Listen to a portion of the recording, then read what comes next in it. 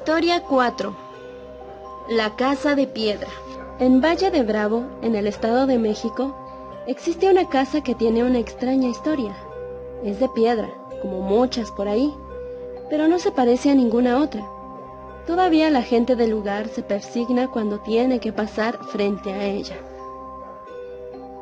Nuestra historia comienza hará unos 20 años, cuando Rolando Trigos decidió hacer realidad su sueño de tanto tiempo y comprar una casa en Valle, donde poder ir los fines de semana con su esposa Marisa y sus dos hijos Mauricio y Rolando Jr. Buscando por su cuenta, se fijó en aquella casa abandonada, de la cual colgaba un oxidado letrero de "Se vende".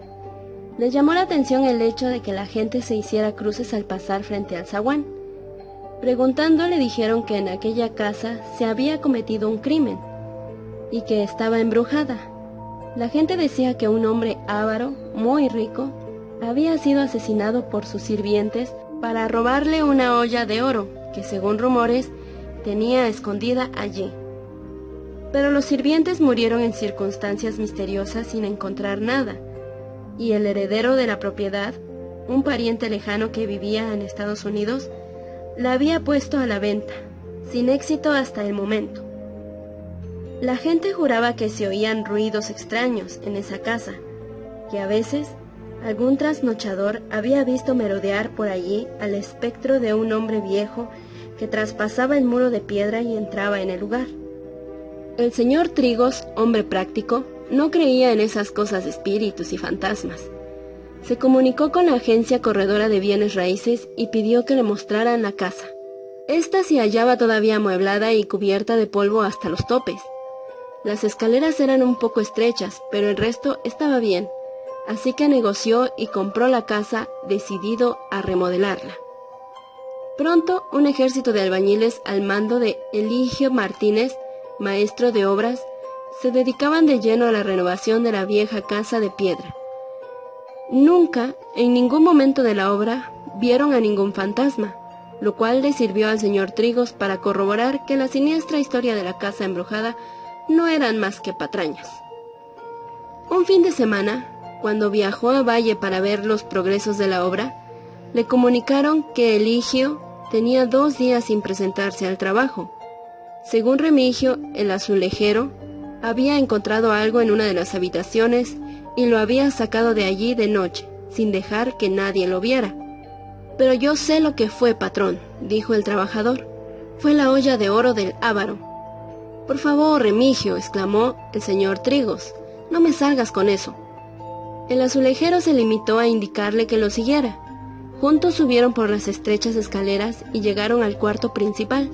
Ahí, en la pared destrozada a mazazos, se veía claramente una forma redonda. «Ahí debe de haber estado la olla, patrón. Vea que no le estoy diciendo mentiras». Un poco agitado, el señor Trigos examinó el hueco. Sus bordes eran perfectos, como si alguien hubiera puesto allí una olla grande y la hubiera emparedado después. «Vaya usted a reclamarle», dijo Remigio, «ese dinero es suyo». El señor Trigos decidió que no iba a hacer nada por el estilo, y se olvidó del asunto, porque prefirió no creer la historia del azulejero. Asumió la dirección de la obra y en un mes la casa de piedra estaba completamente remodelada. La familia se reunió en pleno para inaugurar la casa, dando una fiesta para sus amigos y parientes. La gente del pueblo observaba asombrada cómo la vieja casona embrujada brillaba ahora con sus paredes recién pintadas, su jardín recién sembrado, el zaguán bien barnizado. Esa noche, cuando los invitados ya se habían marchado, el señor Trigos, su esposa y sus hijos salieron al pórtico a tomar el fresco antes de irse a dormir. Era una cómoda veranda que daba al jardín. La noche era clara bajo el cielo estrellado y un concierto de grillos y chicharras amenizaban ese momento familiar. «¿Cómo voy a creer que dicen que esta casa está embrujada?», comentó el señor Trigos encendiendo un cigarrillo. «Pero la olla que encontraron, papá», preguntó Rolando Jr. «No nos consta que hayan encontrado ninguna olla, querido», dijo Marisa, la madre. De pronto, los insectos enmudecieron, y la noche cayó en un silencio pesado. «¿Qué pasa?», volvió a preguntar Rolando Jr. «Debe de haber algún animal por ahí», respondió el padre. «Los insectos se callan cuando se sienten amenazados». «Papá, un señor acaba de entrar por la pared», dijo el pequeño Mauricio señalando hacia el muro de piedra que colindaba con la calle, cubierto ahora por una exuberante bugambilia. La familia miró hacia el sitio indicado, pero todo lo que pudo ver fue una tenue neblina levantándose del césped. «Mauricio, no digas mentiras», regañó su madre al niño. «No son mentiras, lo vi. Era muy viejo y se veía como enojado», se defendió el pequeño. En ese momento, el padre de familia dio por terminado el asunto, proponiendo que se fueran a dormir. El comentario del niño había estado muy cercano a la descripción del espectro que la gente le había dado y que el pequeño no conocía, cosa que causó en el señor Trigos una leve inquietud. Quizás uno de los albañiles se lo contó, pensó el hombre, y sin reflexionar más, dio por buena esta explicación. La noche se volvió fría. Después de acostar a los niños, Marisa entró al cuarto que compartía con su marido. Lo encontró mirando por la ventana y lo abrazó por la cintura. ¿Contento? Más que nunca, dijo él estrechándola.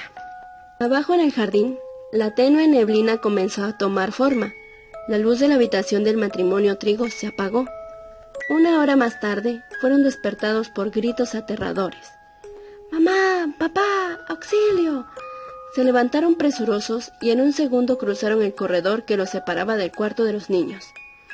Rolando Jr. estaba pegado a la pared, blanco como una hoja de papel, mirando impotente a la cama de Mauricio, que se sacudía violentamente mientras el niño, aterrado, hacía lo posible por no caer.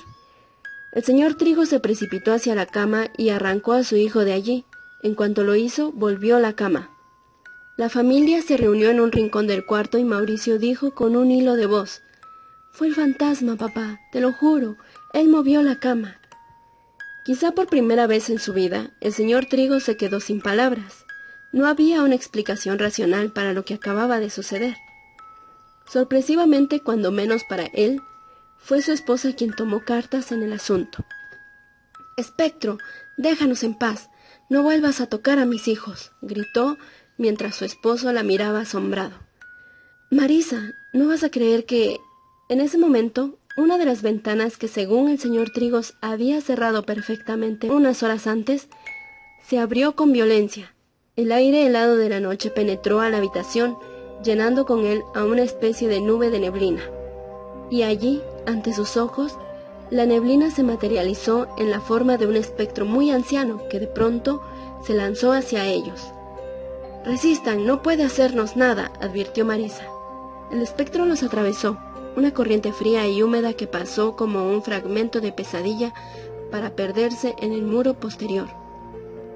Hoy, 20 años después, la familia Trigos sigue yendo a su casa de piedra.